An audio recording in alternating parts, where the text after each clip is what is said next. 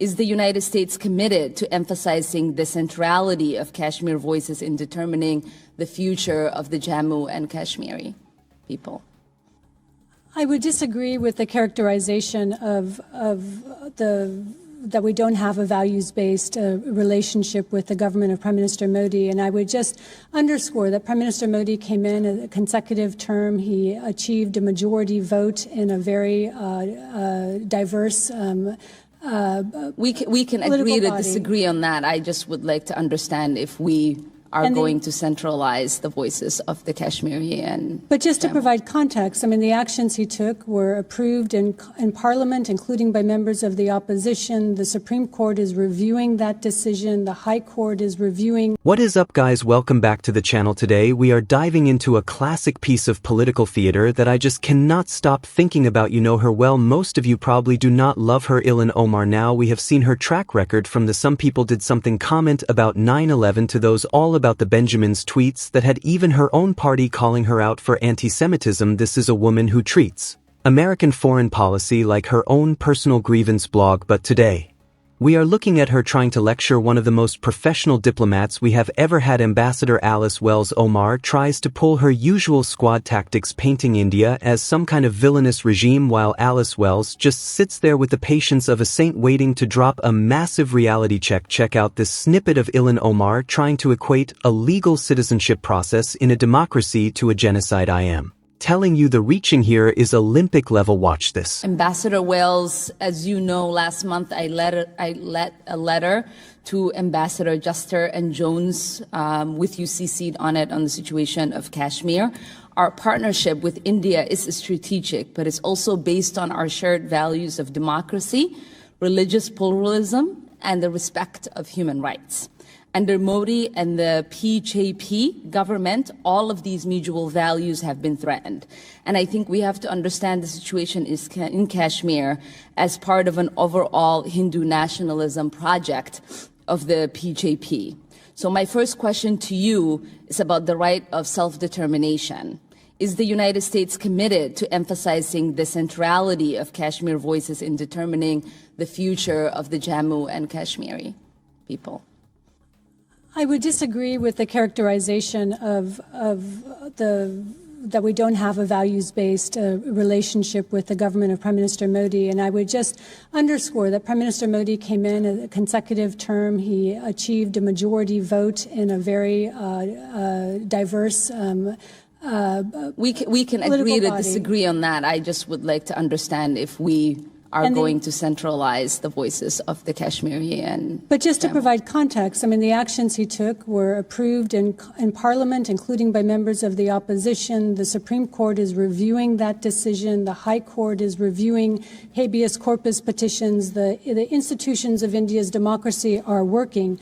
We absolutely believe that Kashmiri's voice needs to be heard, that in any restoration, when there is restoration of a of an assembly, when there are state assembly elections, that's the way for Kashmiris to be able to register their views, also in peaceful assembly. And so I think the concern over the restrictions on movement and what we've seen over the last 78 days is that ability to protest peacefully has been difficult for Kashmiris to exercise. Yeah.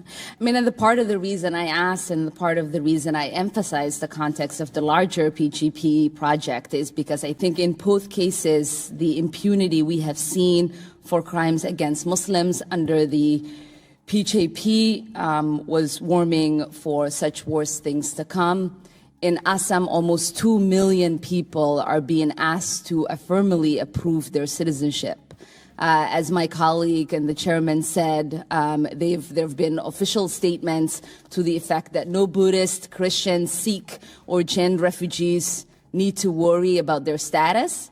And so this is a clear anti-Muslim program. And I'm sure you've seen the same reports that the Indian government is starting to build camps in Assam, presumably to hold those who are unable to prove their citizenship. This is how the Rohingya genocide started. At what point do we no longer share values with India? Are we waiting for the Muslims in Assam to be put in those camps? The certification of citizenship in Assam dates to a 2013 Supreme Court ruling that ordered the government to do so, to address questions of illegal immigration. The process, which continues to unfold and continues to be challenged in the court, it now has 1.9 million people who have not been certified.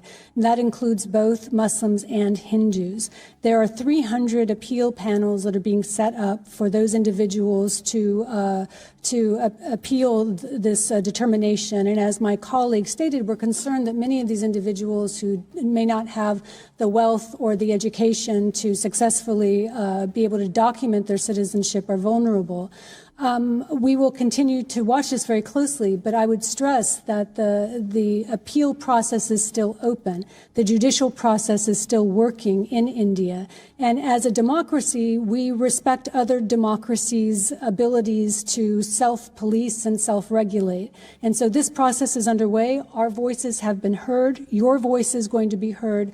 Obviously, there's international attention focused on this national citizenship registration. Unbelievable. Did you guys hear that Alice Wells just gave a masterclass in how to handle a professional agitator? Let us break this down because it is a total train wreck for Ilhan Omar. First off, Ilhan Omar has the nerve to talk about shared values and human rights. This is the same person who has been stripped of committee assignments for her own inflammatory rhetoric. She is the last person who should be lecturing the world's largest democracy on how to run its legal system. But look at Alice Wells. She did not take the bait when Ilhan Omar tried to compare the NRC in Assam to the Rohingya genocide. I mean, come on, really? Alice Wells shut it down with cold hard facts. She reminded everyone that this was not some nationalist project. It was a process started by the Indian Supreme Court back in 2013. And notice how Alice Wells reminds her that 1.9 million people, both Hindus and Muslims, are in this process. But of course that does not fit the squad narrative, does it? Ilhan Omar wants to